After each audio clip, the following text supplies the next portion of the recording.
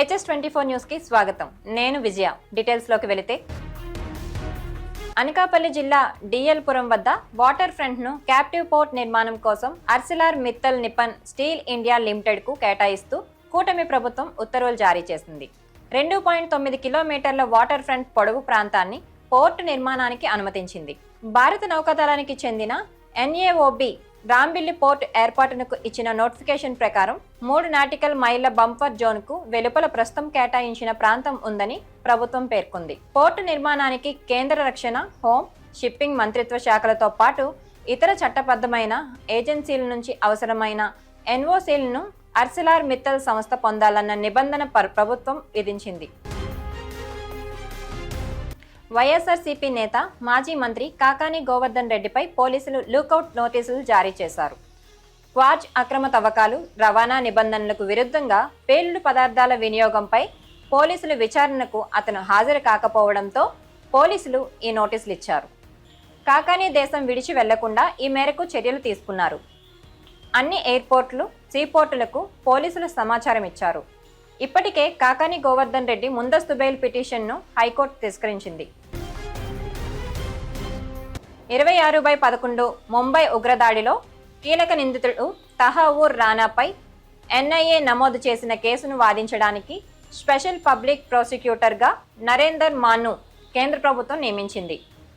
NIA special కోర్టులు, appellate కోర్టుల్లో ఆయన వాదనలు వినిపించనున్నారు. ఈ మేరకు కేంద్ర హోంశాఖ నోటిఫై చేసింది. ఈ నోటిఫికేషన్ విడుదలైన తేదీ నుంచి 3 ఏళ్ల పాటు లేదా కేసు విచారణ పూర్తయ్యే వరకు ఏది ముందైతే అది స్పెషల్ పబ్లిక్ ప్రాసిక్యూటర్గా నరేందర్ మాన్ కొనసాగనున్నారు. అమెరికాలో వ్యభిచార గృహాలతో సంబంధాలున్నాయన్న ఆరోపణలతో భారత సంతతి CEO అనురాగ్ బాజ్పాయ్ను అరెస్ట్ చేశారు. క్లీన్ వాటర్ స్టార్టప్ గ్రేడియంట్ CEOగా పనిచేస్తున్న అనురాగ్ బాజ్పాయ్ను సెక్స్ కుంభకోణంతో సంబంధాలు ఉన్నాయన్నట్లు, అందుకే ఆయన్ను పోలీసులు అరెస్ట్ చేసినట్లు న్యూయార్క్ పోస్ట్ ఓ కథనాన్ని ప్రచురించింది. అగ్రరాజ్యం అమెరికా మరో కీలక నిర్ణయం తీసుకుంది. ప్రపంచ మార్కెట్లు కుదేలవుతున్న వేళ అధ్యక్షుడు డొనాల్డ్ ట్రంప్ వెనకడుగు వేశారు.